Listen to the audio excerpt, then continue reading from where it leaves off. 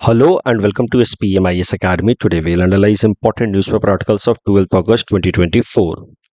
Please note you can download the PDF version of today's newspaper analysis by clicking the link given in the comment section. This is the list of the topics that we will be covering from today's newspaper. The first article is about mega quake advisory in Japan. This topic is important from our syllabus GS paper 1 major geophysical phenomena point of view. तो इस topic को लेने से पहले एक बार जरा Japan के geographical features को देख लेते हैं। Japan as a country has 5 main islands. सबसे नॉर्थ में है होकाइडो आइलैंड, फिर Honshu island and then Shikoku, Kyushu, और फिर बिल्कुल साउथ में जाकर के ओकिनावा सेट ऑफ आइलैंड्स हैं यहाँ पे। तो यहाँ देखिए Hokkaido, Honshu, Shikoku, Kyushu, and then Okinawa set of islands. Okinawa is relatively smaller as compared to the remaining 4. अब एक और आइलैंड की बात करते हैं। ओकिनावा सेट ऑफ आइलैंड्स के बिल्कुल साउथ में आप जाकर के देखोगे तो एक आइलैंड है जिसका नाम है Senkaku island. Senkaku island has been under administrative control of Japan since 1875 और जापान इस सेनकाकू आइलैंड को अपने ओकिनावा सेट ऑफ आइलैंड्स का हिस्सा मानता है। लेकिन ये जो सेनकाकू आइलैंड है जो जापान के हिसाब से उसका है, it is disputed by China also. China का कहना है कि this is traditionally part of China और चाइना इसको दियाऊ नाम से बुलाता है कि हमारे ट्रेडिशनल जो 12th सेंचुरी एडी में जो किंगडम्स रही हैं वो उनके कंट्रोल में, एडमिनिस्ट्रेटिव कंट्रोल में हुआ करता था ये आइलैंड, और उस वक्त इसको डियाऊ नाम से जानते थे। तो citing historic reasons, China claims this island is as Diaoyu island, जबकि जापान इसको सेनकाकू आइलैंड मानता है। तो ये एक डिस्प्यूट है, आप कह सकते हैं ईस्ट चाइना सी में बिटवीन जापान एंड चाइना, और territorial dispute. That dispute is traditionally known by the name Senkaku Diaoyu Island Dispute. तो ये तो बात हो गई ज्योग्राफिकल डिटेल्स ऑफ जापान की, set of islands which has collectively created Japan. अब करंट डेवलपमेंट पे आते हैं। देखिए हाल फिलहाल में एक मेजर अर्थक्वेक विटनेस किया गया इन the southern region of Japan, और इस अर्थक्वेक जिसका मैग्नीट्यूड 7.1 था, उसके बाद जापान की जो मेट्रोलॉजिकल एजेंसी है उसने एक एडवाइजरी रिलीज किया कि नानकाई ट्रफ, यहाँ पे आप देखिए नानकाई ट्रफ, ट्रफ मतलब होता है डिप्रेशन, एन एलोंगेटेड डिप्रेशन। तो ओशन के आप सरफेस पे जाओगे तो आपको कहीं कहीं पे ट्रफ्स दिखेंगे, मतलब एक लंबा ऐसा चेन जैसा डिप्रेशन, गड्ढा जैसा चेन, उसको कहा जाता है trough. The trough is generally created at a convergence between two plate boundaries. ये कॉन्सेप्ट आपने सीखा होगा अपने ज्योग्राफी के फाउंडेशन क्लास में कि जब दो प्लेट आपस में कन्वर्ज करते हैं तो वहाँ पे बनता है एक ट्रफ। ऐसा ही एक ट्रफ बना हुआ है Nankai trough in the southern region of Japan, और जापान की मेट्रोलॉजिकल एजेंसी ने एक एडवाइजरी रिलीज किया है जिसके हिसाब से ये नानकाई ट्रफ के आसपास एक मेगा अर्थक्वेक विटनेस किया जा सकता है आने वाले टाइम में। अब एक बात तो आप सब जानते हैं कि अर्थक्वेक को प्रेडिक्ट करने का कोई एक्यूरेट तरीका तो है नहीं। तो ये जो एडवाइजरी रिलीज की गई है, it is not a scientific advisory, ऐसा कोई इसके पीछे साइंटिफिक लॉजिक नहीं है, बट एक आप कह सकते हैं प्रिकॉशनरी मेजर की तरह रिलीज किया है वहाँ के मेट्रोलॉजिकल एजेंसी ने, क्योंकि उन्होंने पिछला ट्रेंड देखा है। लगभग 90 से 100 साल के बीच में एक बार ये नानकाई ट्रफ के आसपास मेजर अर्थक्वेक आता ही है। तो पिछला इस तरीके का मेजर अर्थक्वेक 1944 में आया था। उस बेसिस पे मेट्रोलॉजिकल एजेंसी का कहना है कि आने वाले 10-15 सालों में तो यहाँ पे एक मेजर अर्थक्वेक देखने को मिल सकता है, और चूंकि हाल फिलहाल में एक अर्थक्वेक आया है इन द सदर्न रीजन, तो इस बेसिस पे जो एजेंसी है उसका मानना है कि this might be the beginning और might be an indicator of a major earthquake that is waiting in the pipeline. जो भी है, बट ये नानकाई ट्रफ अब आ गया है न्यूज में, तो इससे रिलेटेड चीजें हम लोग याद रखते हैं। आपको याद होगा सैन एंड्रियास फॉल्ट के बारे में प्रीलिम्स में पूछा गया था, आई थिंक पिछले बार के एपीएससी प्रीलिम्स में पूछा गया था। तो I- या तो एपीएससी प्रीलिम्स में, नहीं तो यूपीएससी प्रीलिम्स में this year question came on the San Andreas fault of US. तो इस तरह के जो भी ज्योग्राफिकल फिनोमेना न्यूज में होते हैं उनसे रिलेटेड प्रश्न आ जाता है। तो ननकाई ट्रफ के अलोंग जापान की मेट्रोलॉजिकल एजेंसी का मानना है कि एक मेजर अर्थक्वेक देखने को मिल सकता है आने वाले 20 सालों के अंदर। अभी से ही अपने लोगों को प्रिपेयर रहने का एडवाइस दिया है इन्होंने। ननकाई ट्रफ की बात की जाए तो it is about 900 kilometre long, और ये जो ट्रफ बना है it is between Eurasian plate and Philippines plate.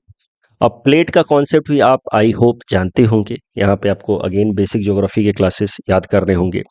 तो earth surface is made up of about 7 major lithospheric plates. जो हमारा लिथोस्फेयर है, अर्थ का क्रस्ट है, वो ऐसा एक पूरे स्फेयर बॉल बॉल की तरह है नहीं, ऐसा बिल्कुल कंप्लीट स्फेयर की तरह है नहीं, वो अलग अलग जगहों पे उसमें डिसजॉइंट्स हैं।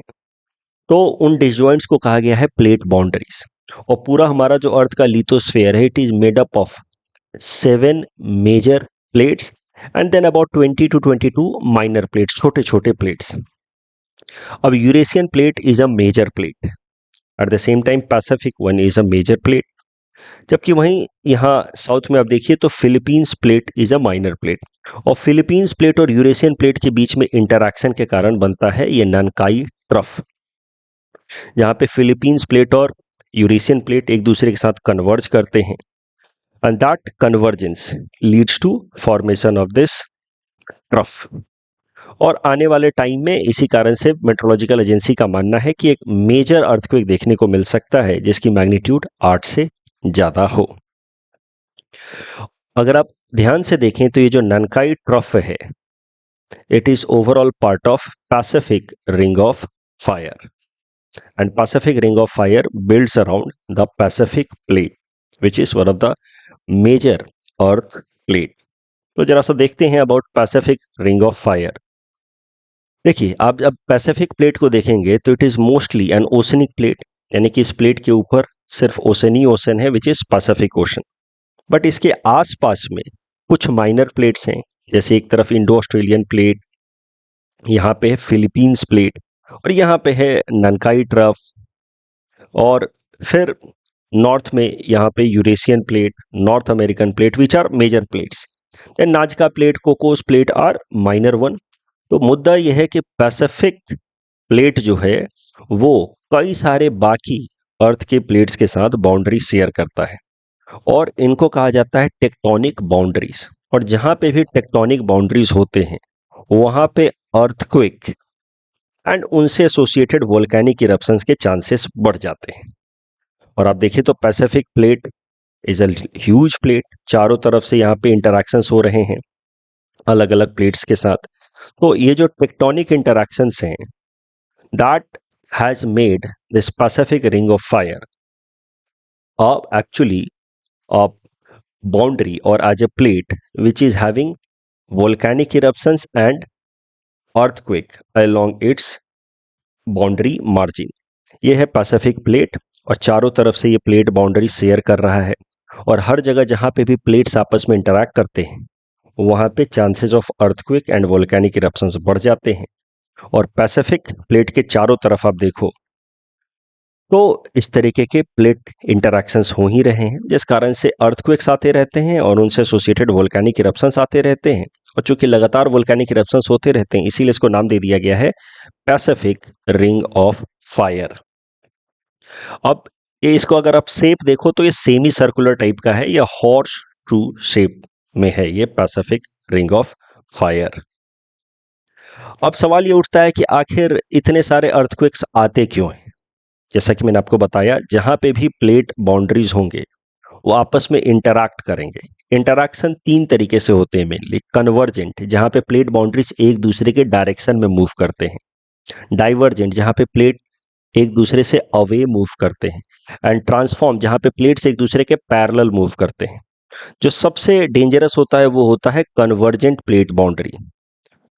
और उसके अलावा होता क्या है कि जब प्लेट्स एक दूसरे के अलोंग मूव करते हैं तो प्लेट्स के जो एजेज हैं वो कहीं कहीं पे एक दूसरे के साथ स्टिक कर जाते हैं, क्योंकि एजेस तो रफ हैं and these edges when they stick with each other, तो बाकी सारा पार्ट प्लेट का मूव कर रहा है लेकिन कहीं कहीं पे वो स्टिक कर जाते हैं, एक नॉट जैसा, एक गांठ जैसा बना देते हैं, और बाकी प्लेट जो है वो एक दूसरे के अगेंस्ट मूव कर रहा है।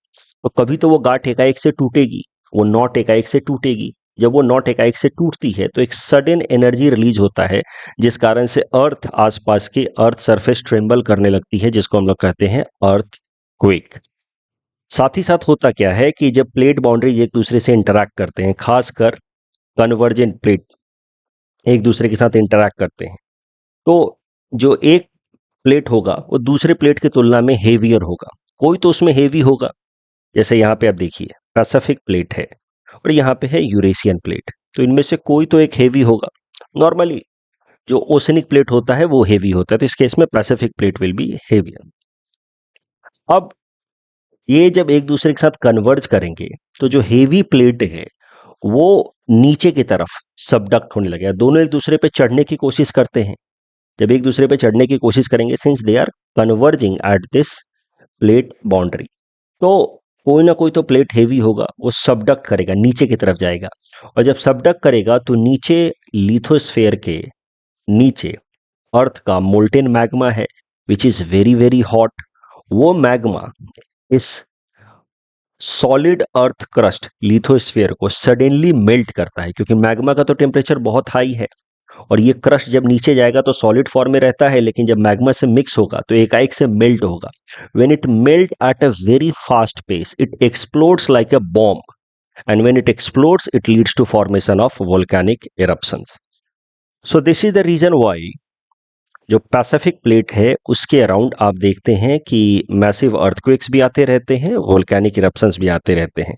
शॉर्ट में कहें, अर्थक्वेक्स आते हैं because of plate boundaries where the two plates interact with each other, and उससे एसोसिएटेड वोल्केनिक इरप्शंस वहां वहां आते रहते हैं जहां पे एक प्लेट जो है दूसरे प्लेट के नीचे सबडक्ट होता है because of convergent plate boundary.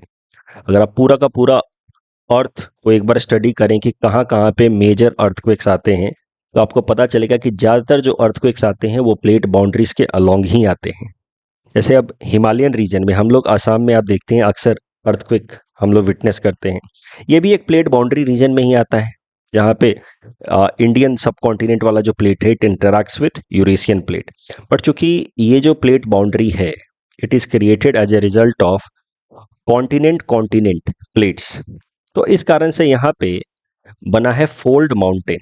चूंकि कॉन्टिनेंट है दोनों साइड में, तो दोनों प्लेट जब एक दूसरे के ऊपर चढ़ने की कोशिश करते हैं तो माउंटेन्स बनते हैं, और यहाँ पे इस तरीके के कन्वर्जेंस प्लेट बाउंड्री पे अर्थक्वेक तो आएगा, क्योंकि प्लेट्स एक दूसरे के साथ टकरा रहे हैं तो एनर्जी तो रिलीज होगी, that will cause earthquake. But volcanic eruption नहीं होगा, सिंस बहुत कोई मेजर सबडक्शन होता नहीं है लिथोस्फेयर का, और अगर होता भी है तो उससे जो वोल्केनिक इरप्शंस होने की कोशिश भी होगी वो अर्थ के नीचे ही रह जाएगी, अर्थ सरफेस के ऊपर नहीं आ पाएगी, since a huge mountain is already created their, तो उसको पूरी तरह से इरप्ट करके ऊपर आ पाना थोड़ा कठिन होता है। तो मेनली जो वोल्केनिक इरप्शंस होंगे वो कॉन्टिनेंट और ओशनिक प्लेट बाउंड्रीज के अलोंग बनते हैं, और इसी कारण से जो पैसिफिक रिंग ऑफ फायर है it provides a conducive subsystem for earthquakes as well as volcanic eruptions. दुनिया भर के ज़्यादातर जो वोल्केनिक इरप्शंस एंड अर्थक्वेक्स हैं आप प्लेट बाउंड्रीज के अलोंग ही पाओगे, और उसमें भी 90% of world's earthquake is found along Pacific ring of fire.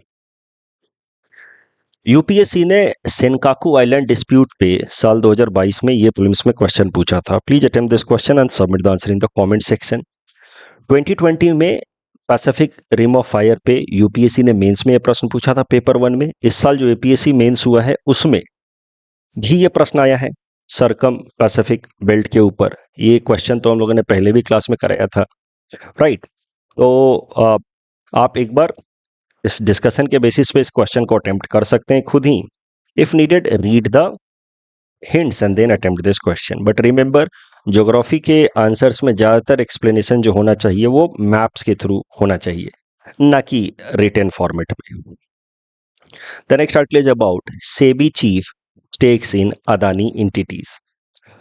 This topic is important from our syllabus GS paper 3 Indian economy point of view, also important from our syllabus GS paper 4 ethics and integrity point of view. मैं उम्मीद कर रहा हूं कि आपको economy class का ये जो वर्चुअस साइकिल वाला कॉन्सेप्ट है वो याद होगा।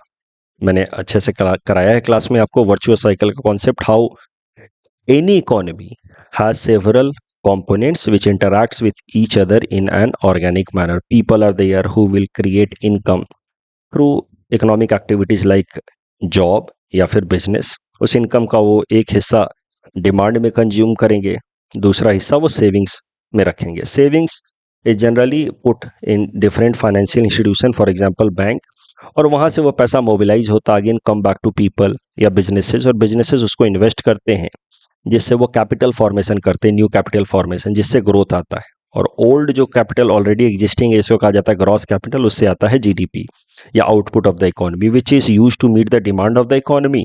जबकि जो न्यू कैपिटल फॉर्मेशन होगा that will be use to bring growth in the economy, and that additional production which is known as growth will be use to create the extra demand and meet that extra demand also, which will be helpful in improvement of lifestyle, right? तो ये तो virtuous cycle है economy का, हमने class में discuss किया है, which is general structure for any economy, right? अब इसमें अगर इस फाइनेंशियल इंस्टीट्यूशंस की अगर हम बात करें तो इंडिया का जो फाइनेंशियल मार्केट है it has mainly two components, money market as well as capital market. इसके अलावा और भी हैं कुछ डेरिवेटिव मार्केट्स एंड ऑल, उनके बारे में कभी और चर्चा करेंगे। तो money market is those market is comprising of those financial institutions who mobilize fund in the economy but only for short term, generally less than 1 year। जैसे याद कीजिए हमने गवर्नमेंट सिक्योरिटी पढ़ा क्लास में, तो वहां पे treasury bills mobilizes fund for government but for less than 1 year, so treasury bill will be part of money market। उसके अलावा there are other financial instruments like commercial paper, certificate of deposit, call money, which are part of money market। They mobilize fund but only for a shorter term, generally less than 1 year। जबकि एक दूसरा market होता है इसको हम लोग कहते हैं कैपिटल मार्केट। कैपिटल मार्केट में फंड मोबिलाइज होता है फॉर लॉन्ग टर्म, 5 साल 10 साल 15 साल। तो अगेन याद कीजिए जीसेक वाला कॉन्सेप्ट, जीसेक में मैंने आपको बताया dated security, dated security will be part of capital market. Capital market के अंदर मेनली दो मार्केट आते हैं, इक्विटी मार्केट जिसको हम लोग शेयर बाजार भी कहते हैं, स्टॉक मार्केट भी कहते हैं, जहां पे कंपनियां अपने शेयर्स बेच करके फंड रेज करने की कोशिश करती हैं। जो दो मेजर स्टॉक एक्सचेंजेज हैं भारत के अंदर, बॉम्बे स्टॉक एक्सचेंज और नेशनल स्टॉक एक्सचेंज, वो दोनों मुंबई में है। उसके अलावा और भी हैं स्टॉक एक्सचेंजेस जहां से कंपनियां अपने शेयर्स बेचती हैं और फंड रेज करने की कोशिश करती हैं। इन मार्केट्स को कहा जाता है equity market which will be part of capital market. उसके अलावा होता है डेट मार्केट जहां पे कंपनियां बॉन्ड्स रिलीज करती हैं, जिसको कहते हैं हम लोग कॉर्पोरेट बॉन्ड्स, और फंड रेज करने की कोशिश करती हैं। गवर्नमेंट भी बॉन्ड रिलीज करता है, इसे डेटेड सिक्योरिटी और फंड रेज करने की कोशिश करता है। अब ध्यान देने वाली बात यह है कि मनी मार्केट का रेगुलेटर है आरबीआई, जबकि कैपिटल मार्केट का रेगुलेटर है SEBI, security exchange board of India. Regulator का concept again I just hope कि आपको याद आ रहा होगा, हमने क्लास में डिस्कस किया है। Regulators are specific professional bodies, autonomous bodies created by the government, generally with help of a law, in order to make policies for a particular sector। जैसे RBI in general for financial sector, banking sector का regulator है। Insurance के लिए insurance regulatory development authority of India, telecom regulatory authority of India for telecom sector. वैसे ही capital market, that market which mobilises fund for long term, वो market जिसके अंदर mainly stock market और बॉन्ड मार्केट आता है, it is regulated by SEBI, security exchange board of India. SEBI को बनाया गया था 1988 में as a result of executive order, सरकार के आदेश से बनाया गया। तो earlier when it was created it was a non statutory body. फिर हुआ क्या कि एक मेजर स्टॉक स्कैम हुआ, आपको पता होगा, मोटा मोटा आपने नाम तो सुना ही होगा, हर्षद मेहता स्कैम नाम से इसको जानते हैं, 91-92 में। उसके बाद से सेबी को और ज़्यादा पावरफुल बनाने के लिए भारत सरकार ने अलग से कानून बनाया, SEBI act in 1992, and it was made a statutory body. With the sole responsibility of protecting the interest of the investors in the stock market, ताकि इन्वेस्टर्स का कॉन्फिडेंस स्टॉक मार्केट में बना रहे, इन्वेस्टर्स शेयर्स में invest करते रहें ताकि कंपनियों को फंड मिलता रहे, वो कैपिटल फॉर्मेशन करते रहें और देश की इकोनॉमी चलती रहे, ये पूरा का पूरा वर्चुअस साइकिल बना रहे। So for that reason SEBI as a strong authority was created as a result of SEBI Act in 1992. SEBI is also headquartered in Mumbai. Like other regulatory bodies, SEBI is also quasi-legislative and quasi-judicial. Quasi मतलब sort of, semi ऐसा कह सकते हैं। तो ये कुछ policies बनाती है जो स्टॉक मार्केट को फॉलो करना होता है एक कानून की तरह। कभी कभार का अगर कोई डिस्प्यूट होता है स्टॉक मार्केट में तो सेबी उसको एडजुडिकेट भी करता है, रिजॉल्व भी करता है, इसीलिए इसको कहा गया है quasi judicial and quasi legislative body. अब करंट मुद्दे पे आते हैं। तो दो चीजें हमने देखी, हमने देखा भारत के फाइनेंशियल मार्केट, मनी मार्केट और कैपिटल मार्केट को, उनके रेगुलेटर के बारे में देखा, और कैपिटल मार्केट का रेगुलेटर है सेबी। अब मौजूदा टाइम में सेबी की चीफ हैं माधवीपुरी बुच, और पिछले साल हुआ क्या था कि हिंडेनबर्ग रिसर्च नाम की एक कंपनी है, यूएस बेस्ड कंपनी है। इसका काम है फॉरेंसिक फाइनेंशियल रिसर्च करना। फॉरेंसिक मतलब scientific based, data based research करना about different financial institutions across the world, और उनके बारे में रिपोर्ट पब्लिश करना। तो हिंडेनबर्ग ने लास्ट ईयर एक रिपोर्ट पब्लिश किया था अगेंस्ट अदानी ग्रुप, जहां पे उन्होंने अदानी ग्रुप के ऊपर कई सारे एलिगेशंस लगाए थे कि उन्होंने फाइनेंशियल अकाउंटिंग इरेगुलरिटीज की हैं, अनएथिकल बिजनेस प्रैक्टिसेस किए हैं, ये सब एलिगेशंस लगाए थे। हिंडनबर्ग के बारे में कभी और भी चर्चा करेंगे थोड़ा और डिटेल में। ये शॉर्ट सेलिंग जो एक्टिविटीज होते हैं उस पे ज़्यादातर वो रिपोर्ट पब्लिश करता है, और शॉर्ट सेलिंग एक्टिविटीज में रिपोर्ट पब्लिश करके हिंडनबर्ग खुद भी कुछ बेनिफिट एक्सट्रैक्ट करने की कोशिश करता है। तो मैं अभी ये शॉर्ट सेलिंग वाले कॉन्सेप्ट पे नहीं जा रहा हूँ, यहाँ हम लोग उसको होल्ड कर रहे हैं। अभी मैं बस शॉर्ट सेलिंग का कॉन्सेप्ट मैं किसी और दिन सिखा दूंगा। अभी मैं बस आपको इतना बता रहा हूँ कि हिंडनबर्ग ने पिछले साल ही फरवरी महीने में एक रिपोर्ट पब्लिश किया था जहाँ पे अदानी ग्रुप के ऊपर कई सारे एलिगेशंस लगाए थे उसने इरेगुलरिटीज के।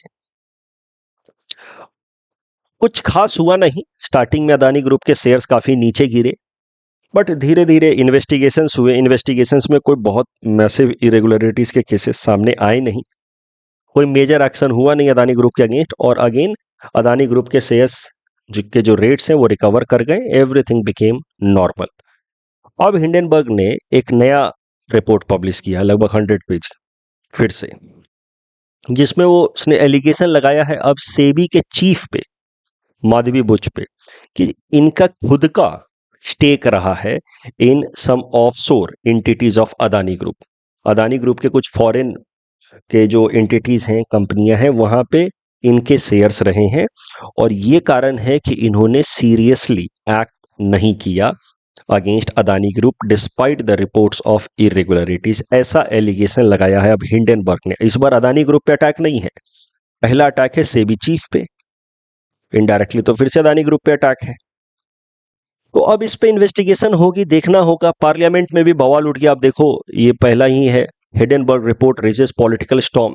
सेबी चीफ ने अपने तरफ से सफाई भी दी है कि उन्होंने सारे क्लैरिफिकेशन पहले ही दे दिए थे सेबी चीफ का पोस्ट संभालने से पहले। ये सी बिकेम सेबी चीफ इन 2022, तो सारे डिटेल्स पहले ही दे दिए थे। बट अब जो मुद्दा सामने आ रहा है, जो एथिक्स पेपर में इस्तेमाल हो सकता है, conflict of interest का। conflict of interest is a situation where your two identities come into conflict with each other. तो one of her identity is that she is SEBI chief and she must act as a regulator in order to ensure no financial irregularity happens. Second, her identity is as an investor in Adani Group.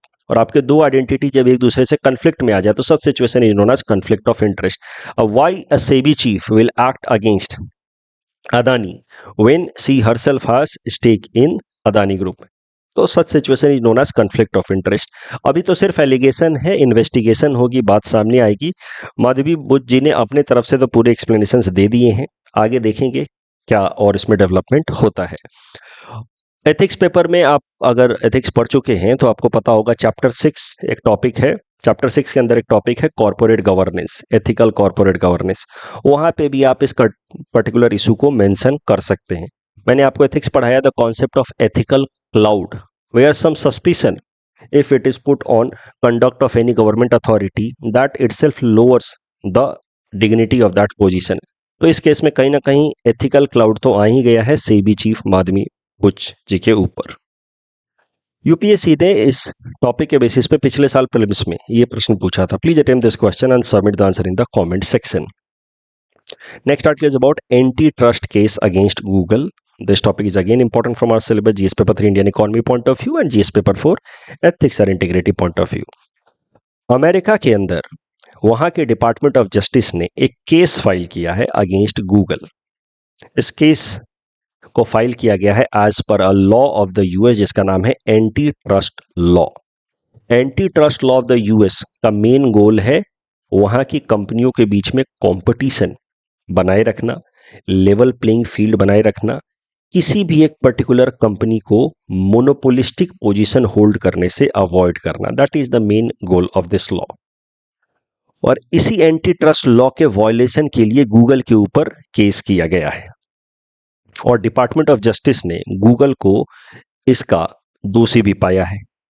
It has found Google violating anti trust law. Google ने actually किया क्या है, जो उसका Google search engine है उसको promote करने के लिए गूगल ने एक्सक्लूसिव एग्रीमेंट्स किए with the large mobile set manufacturers, जो दुनिया के जो लीडर्स हैं मोबाइल सेट मैन्युफैक्चरर्स के, जैसे कि सैमसंग, एप्पल, इनके साथ उसने एक्सक्लूसिव एग्रीमेंट्स किए और उसके लिए पैसे भी देता है वो। For example Google pays about $15 billion annually to Apple in order to keep its search engine Google as the default search engine. अब इससे होता क्या है कि गूगल की एक मोनोपोलिस्टिक पोजीशन बन गई है सर्च इंजन में। अभी कुछ भी अगर हमें ढूंढना है तो हम थोड़ी बोलते हैं कि let us go on internet and search, what we say, let's search on Google. तो इसका मतलब है कि हमारे लिए इंटरनेट सर्च इंजन का मतलब ही हो गया है गूगल।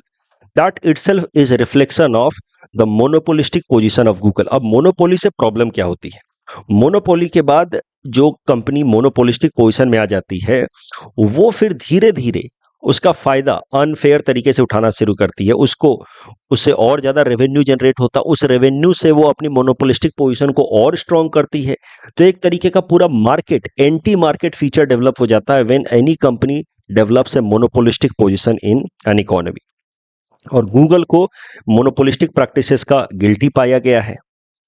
और ये मामला सिर्फ गूगल का नहीं है। यूएस डिपार्टमेंट ऑफ जस्टिस ने कहा है कि now they will also investigate in act of other big tech companies apart from Google. They will also investigate Facebook, x, तो इस तरीके से ट्विटर, इसका अब एक्स हो गया नाम, इंस्टाग्राम, उन सबको भी इन्वेस्टिगेट करेंगी और इंश्योर करेंगे कोई भी मोनोपोलिस्टिक पोजीशन होल्ड ना कर पाए। देखिए, एंटी ट्रस्ट जजमेंट जो अमेरिका के अंदर आया है अगेंस्ट गूगल, उसका भारत के मार्केट इकोसिस्टम पे क्या इम्पैक्ट पड़ना चाहिए। तो कहीं ना कहीं अब भारत के अंदर भी जो रेगुलेटरी स्क्रूटिनी है वो बढ़नी चाहिए, क्योंकि भारत के अंदर भी आप देखोगे तो Google, Amazon, Facebook, they are dominating. और उस कारण से क्या हो रहा है कि कोई इंडियन कंपनी चाह करके भी ऊपर नहीं आ पा रही, इनको compete करना नामुमकिन हो गया। मैंने आपको बताया था कुछ दिनों पहले कि कैसे कू app which could be seen as a kind of potential competitor to Twitter shut down। तो now there should be some regulatory scrutiny in India also. भारत के अंदर जो रेगुलेटरी बॉडी है मार्केट मॉडल को प्रमोट करने के लिए, उसका नाम है Competition Commission of India.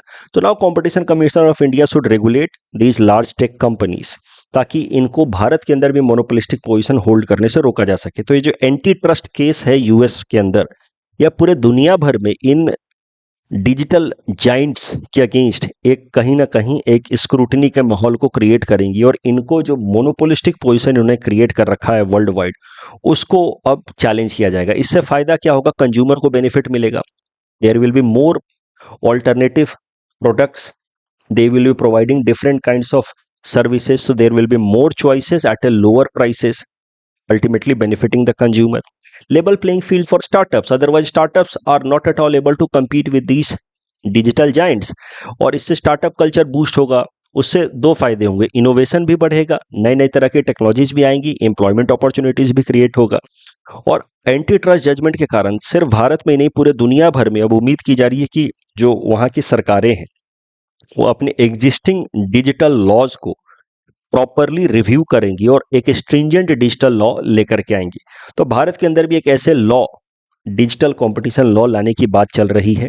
Bill already रखा जा चुका है, अब उसमें कहीं ना कहीं और ज़्यादा डायनेमिक क्लॉजेज लाए जाएंगे after this anti trust judgement of US. भारत के अंदर जैसा कि मैंने आपको बताया, रेगुलेशन का, मार्केट रेगुलेशन का काम दिया गया है body competition commission of India को। It is a statutory body. जैसे कि आज हमने बात की रेगुलेटर्स की, तो competition commission of India is regulator of the market sector. It is a statutory body overall market in the Indian economy, और इसको बनाया गया as per competition act of 2002। इसका मेन लक्ष्य ही है कि मोनोपोलिस्टिक प्रैक्टिसेस को अवॉइड करे, ताकि एक लेवल प्लेइंग फील्ड बने अलग अलग सारे बड़े एग्जिस्टिंग कंपनियां और नए स्टार्टअप्स के बीच में, ताकि स्टार्टअप्स को अनड्यूली सप्रेस ना किया जा सके। इससे जैसा कि मैंने आपको कहा, इनोवेशन भी बढ़ेगा, बिजनेस अपॉर्चुनिटीज भी बढ़ेगा, मोनोपोली अवॉइड होगा, customers will be also benefited because they will get better products and that too at cheaper rate. Competition Commission of India like any other regulatory body is also a quasi judicial body. तो इसके पास कुछ disputes resolve करने के powers हैं, but competition commission of India के फैसलों को challenge किया जा सकता है national company law appellate tribunal, और फिर एनसीएलएटी के फैसले को चैलेंज किया जा सकता है इन द सुप्रीम कोर्ट। इस टॉपिक के बेसिस पे प्रीलिम्स प्रैक्टिस क्वेश्चन हमने आपको दे रखा है। Please attempt this question and submit the answer in the comment section. The next article is about PM जीवन योजना. This topic is important from our syllabus GS paper 3 environment point of view. PM जीवन, it stands for प्रधानमंत्री जैव ईंधन वातावरण अनुकूल फसल अवशेष निवारण। इसका मेन लक्ष्य है कि सेकेंड जनरेशन एथेनॉल प्रोड्यूस किया जाए। देखिए, तो एथेनॉल जो है वो तो एथेनॉल है, मतलब it just an alcohol, two carbons. तो second generation ethanol, how it is going to be different from first generation ethanol? तो फर्स्ट जनरेशन या सेकेंड जनरेशन एथेनॉल अपने आप में अलग नहीं है। The difference is in the feed, यानी कि जिसका इस्तेमाल करके हम लोग एथेनॉल बना रहे हैं। द फर्स्ट जनरेशन एथेनॉल या biofuel is mainly created from edible items, खाने पीने की चीजें, जैसे कॉर्न, स्टार्च, ईटीसी। तो अब ये बहुत अच्छा नहीं माना जाता है जब दुनिया भर में ऑलरेडी फूड स्कैरसिटी का प्रॉब्लम है, हंगर का प्रॉब्लम है। उस केस में अगर हम लोग खाने पीने की चीज़ों को एथेनॉल में कन्वर्ट कर रहे हैं to use as fuel, that is not a good idea. तो इसीलिए फिर इससे बेहतर प्लान लाया गया कि why not to use some other left over food crops. जैसे हम फसल की कटाई करते हैं तो जो स्टबल बच जाता है उनमें भी तो सेल्यूलोज है, लिग्नोसेल्यूलोज जिससे इथेनॉल बनता है, उनको हम लोग क्यों ना कन्वर्ट करें एथेनॉल में? तो that would be better. Rice husk, wood chips and the stubble that is left after harvesting, if that is converted into ethanol, that would be better as compared to the first generation, because it is not using the edible items, plus it is also using the waste that otherwise would have caused damages to the environment.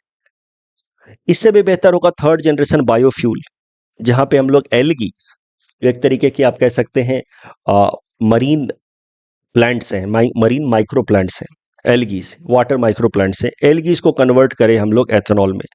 और fourth generation जिसमें हम लोग genetically engineered crops को develop करके और फिर उसको हम लोग एथेनॉल में कन्वर्ट करें, तो that would be even better. तो मेन जो मामला है वो है किस फीड का हम इस्तेमाल कर रहे हैं in order to create ethanol. उसके बेसिस पर first generation, second generation, third and fourth generation ethanol बनाया गया है।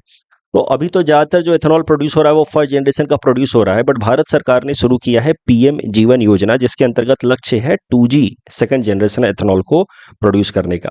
इसके अंतर्गत जो सरकारी कंपनियां हैं, पीएसयूज, प्राइवेट कंपनियां हैं या नए एंटरप्रेनर्स हैं, उनको सरकार कुछ फाइनेंशियल सपोर्ट दे रही है अंडर वायबिलिटी गैप फंडिंग, ताकि ये लोग 2G एथेनॉल प्लांट्स को स्टैब्लिश कर पाए। Viability gap funding is a type of public private partnership, जहां सरकार प्राइवेट एंटिटीज के साथ पार्टनर करती है, कोऑपरेट करती है, ताकि नए नए बिजनेस एक्टिविटीज को लिए जा सके। वायबिलिटी गैप फंडिंग में सरकार एक बार कुछ फाइनेंशियल सपोर्ट देती है, one time grant is provided for such projects which are justified, economically justified, जिनको किया जाना चाहिए, जिसका लॉन्ग रन में फायदा हो सकता है, बट शॉर्ट टर्म में जो उसके लिए इन्वेस्टमेंट चाहिए वो काफ़ी ज़्यादा है, और वो शॉर्ट रन की जो फाइनेंशियल इन्वेस्टमेंट है वो ज़्यादा होने के कारण वो प्रोजेक्ट शॉर्ट रन में अनवाइबल हो जाता है। मतलब ज़्यादा खर्चा चाहिए शॉर्ट रन में, लॉन्ग रन में बेनिफिशियल हो सकता है, लेकिन शॉर्ट रन में इतना खर्चा लगता है कि जिस कारण से कई सारे प्राइवेट इन्वेस्टर्स उसको नहीं करना चाहते। तो ऐसे इश्यूज को, ऐसे projects which could be helpful environmentally and economically helpful in long run but in short run they are financially unviable, ऐसे प्रोजेक्ट्स को इंप्लीमेंट करवाने के लिए बाय प्राइवेट सेक्टर सरकार कभी कभार वन टाइम ग्रांट देती है to make that project financial viable in short run also. और इस तरीके की पब्लिक प्राइवेट पार्टनरशिप को कहा जाता है वाइबिलिटी गैप फंडिंग। तो वाइबिलिटी गैप फंडिंग की जाएगी पीएम जीवन योजना के अंतर्गत in order to support the industries to set up 2G ethanol plants. तो 2G एथेनॉल प्लांट्स बनाने से जो एथेनॉल प्रोड्यूस होगा उसके क्या क्या फायदे होंगे। सबसे पहला फायदा होगा इन्वायरमेंटल। अभी कैसा है कि हम लोग क्या करते हैं, हमारे फार्मर्स क्या करते हैं कि फसल की कटाई के बाद जो स्टबल बच जाता है उसको वो लोग बर्न कर देते हैं ताकि अगले सीजन के लिए अपने खेतों को तैयार कर पाएं और वहां पे फिर वो फसल लगा पाएं। अब बर्न करने के बजाय इनको अगर पिक किया जाए, इनको एक्सट्रैक्ट करके बेचा जाए to the local bioethanol plant, second generation bioethanol plant, तो दो फायदे होंगे। एक तो इन्वायरमेंटल डैमेजेस नहीं होगा, दूसरा फार्मर के लिए कुछ इनकम भी जनरेट हो जाएगा, तो इकोनॉमिक बेनिफिट भी होगा, it will be source of income for the farmer. Plus the bioethanols are cleaner source of energy, तो that way also it will be helpful for ensuring clean environment. और जो भारत सरकार का लक्ष्य है to make India net zero by 2070 and biofuel policy of 2025, जहां पे लक्ष्य है कि जो भी पेट्रोल बिकेगा बाजार में, मार्केट में 2025 तक या उसके बाद, उसमें 20% एथेनॉल ब्लेंडिंग होनी चाहिए। That is the biofuel policy of government of India 2025। तो 20% एथेनॉल ब्लेंडेड पेट्रोल हम बेचेंगे बाजार में, जिसको कहा गया है E20 पेट्रोल। इसको अटेन करने में भी ये जो पीएम जीवन योजना है, जहां पे सेकेंड जनरेशन एथेनॉल प्रोड्यूस करने पे फोकस किया जा रहा है, तो बायोफ्यूल पॉलिसी को अटेन करने में भी, इसके लक्ष्य को अटेन करने में भी ये हेल्पफुल होगा। एंड मोस्ट इंपॉर्टेंटली ये ऐसे सोर्सेस से एथेनॉल प्रोड्यूस होगा which is not coming from human feed, तो इससे फूड से इनसिक्योरिटी के प्रॉब्लम्स को भी एड्रेस किया जा सकेगा। इस टॉपिक के बेसिस पे प्रीलिम्स प्रैक्टिस क्वेश्चन हमने आपको दे रखा है। Please attempt this question and submit the answer in the comment section. The next article is about mobile app and solar powered fences for human elephant conflict. This topic is important from our syllabus GS paper 5 Assam issues point of view. तो देखिए, human elephant conflict is a major concern in Assam, ये तो आप बात जानते हैं। तो इस प्रॉब्लम को एड्रेस करने के लिए आर्यनक नाम की एक एनजीओ जो असम के अंदर बहुत प्रोएक्टिव है, उसने दो इनिशिएटिव्स लिए हैं। एक तो ऐप लॉन्च किया है, हाथी ऐप। इस हाथी ऐप की मदद से पहले ही जो लोग हैं किसी एक्सेस सेटलमेंट पे जहाँ पे एलिफेंट कन्फ्लिक्ट से प्रॉब्लम ज़्यादा रहते हैं, उनको वार्निंग मिल जाएगी कि एलिफेंट का कोई हर्ड, झुंड उनके तरफ आ रहा है। तो हाथी app is an early warning system. And हाथी ऐप का एक और फायदा होगा, जो लोग ह्यूमन एलिफेंट कन्फ्लिक्ट के कारण उनका नुकसान हुआ है उनको सरकार देती है मुआवजा, एक्स ग्रासिया या कंपनसेशन। तो हाथी ऐप की मदद से मुआवजे के लिए जो आप मुआवजे का जो क्लेम है वो हाथी ऐप के थ्रू रजिस्टर किया जा सकता है। तो दो फायदे हैं, early warning system and also it will help those individuals who are affected by human elephant conflict to make their claims via the app. ये जो हाथी ऐप है इसको लॉन्च किया है आर्यनक ने, but it has been developed in support with SBI foundation. उसके अलावा आर्यनक ने एक और मैनुअल रिलीज किया है। मैनुअल मतलब एक guide for the farmers, for the people living in village area जहां पे ह्यूमन एलिफेंट कन्फ्लिक्ट ज्यादा है। इस मैनुअल में सोलर फेंसिंग कैसे की जाए एलिफेंट रेड से बचने के लिए, उसकी बात की गई है। तो सोलर फेंसिंग होता क्या है? सोलर पावर्ड फेंसेस, जिसकी मदद से लो इंटेंसिटी की इलेक्ट्रिसिटी फ्लो कराई जाएगी with help of solar panels, जिससे एलिफेंट जो है वो क्रॉप्स को रेड ना कर पाए, ह्यूमन सेटलमेंट में अटैक ना कर पाए। बट ये जो इलेक्ट्रिसिटी होगी ये नॉन लीथल होगी, मतलब इससे एलिफेंट्स की डेथ नहीं होगी, हाई इंटेंसिटी करंट नहीं होगा, लो इंटेंसिटी करंट होगा। तो सोलर पावर्ड फेंसेस कैसे लगाए जाए, इसके लिए एक मैनुअल रिलीज किया है आर्यनक ने, और इसके अलावा हाथी ऐप रिलीज किया है अरेनक ने। पीटी पर्सपेक्टिव से याद रखिएगा, it has been developed in support with SBI foundation. Next is about Neela Kurinji plant listed in IUCN Red List. This is important from prelims exam point of view. देखिए नीला कुरुंजी की अगर बात की जाए फ्लावरिंग प्लांट की, तो मोस्टली मिलता है वेस्टर्न घाट्स में, लेकिन थोड़ा बहुत ईस्टर्न घाट्स में भी मिल जाता है, खासकर जहां पे वेस्टर्न घाट और ईस्टर्न घाट कन्वर्ज होते हैं इन केरला एंड तमिलनाडु। नीला कुरुंजी की खासियत यह है कि ये 12 साल में एक बार इसके फूल आते हैं। That is why it is known as gregarious blooming, known for its gregarious blooming. 12 साल में एक बार इट फ्लावर्स। 3 मीटर से ज्यादा इसकी हाइट होती है। It supports pollinators like insects and birds. Pollinators आपको पता है, एक प्लांट से दूसरे प्लांट में जो जेंडर रिलेटेड जो कंपोनेंट्स हैं वो ट्रांसफर करते हैं ताकि पॉलिनेशन हो पाए, मतलब सेक्सुअल इंटरेक्शन हो पाए, इंटर प्लांट सेक्सुअल इंटरेक्शन हो जाए फॉर फ्लावरिंग एंड फ्रूट्स। तो पॉलिनेटर्स का मेन काम करते हैं insects as well as birds. तो पॉलिनेटर्स को ये फूड सपोर्ट प्रोवाइड करता है नीला कुरुंजी। आजकल कैसा है कि इस एरिया में टी प्लांटेशन का कल्चर थोड़ा बढ़ गया है, जिस कारण से Neela Kurinji is under threat. उसके अलावा softwood plantation and urbanisation is तो ऑलवेज अ प्रॉब्लम। तो that is the reason why Neela Kurinji plant is under threat, mainly because of conversion of the Nila Kurunji region into tea plantations. Otherwise, urbanization has been to always a problem for all kinds of floras and faunas.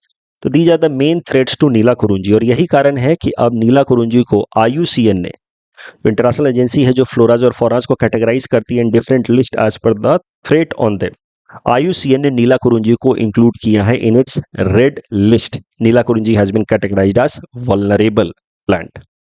तो that is the news. Neela Kurinji के ऊपर ये prelims practice question है। Please attempt this question and submit the answer in the comment section.